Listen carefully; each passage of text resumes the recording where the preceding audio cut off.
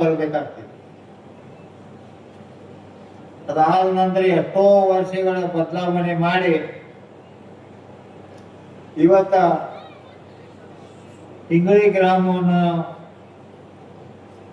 ಸುಧಾರಣೆಯನ್ನ ಮಾಡಿದೀವಿ ಅಂತ ಹೇಳಿಕೆ ತುಂಬಾ ನನಗಾಗಲಿ ಗಣೇಶ್ ಹುಕ್ಕೇರಿ ಅವರಿಗಾಗಲಿ ಸಂತೋಷ ಅನ್ನಿಸ್ತೈತಿ. ಈ ಸಂದರ್ಭದಲ್ಲಿ ಸುಮಾರು 2 ಕೋಟಿ ರೂಪಾಯಿ ಖರ್ಚು ಮಾಡಿ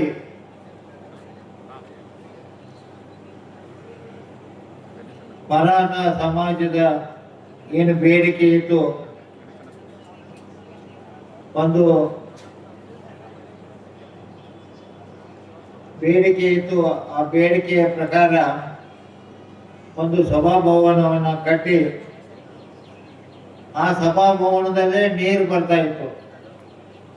ಅದಕ್ಕೆ ಮೊನ್ನೆ 1 ಕೋಟಿ ರೂಪಾಯಿ ಮಂಜೂರು ಮಾಡಿ ಆ ಸಭಾಭವನದೊಳಗೆ ನೀರು ಬರಬಾರ್ದು ಅಂತೇಳಿ 1 ಕೋಟಿ ರೂಪಾಯಿಯನ್ನು ಕೊಟ್ಟು ಆ ಕೆಲಸವನ್ನು ಇವತ್ತು ನಾವು ಪ್ರಾರಂಭ ಮಾಡಿದ್ದೇವೆ.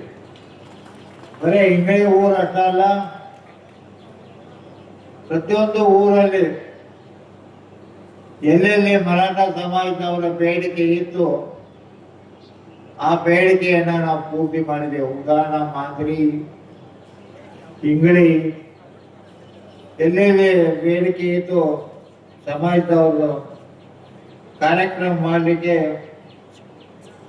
ಅಲ್ಲೆಲ್ಲಿ ಅವರ ವಿಚಾರವನ್ನು ಪೂರೈಸಿದೀವಿ ಅಂತ ಹೇಳಿ ತುಂಬಾ ಸಂತೋಷ ಅನಿಸಿದೆ. ವಿಶೇಷವಾಗಿ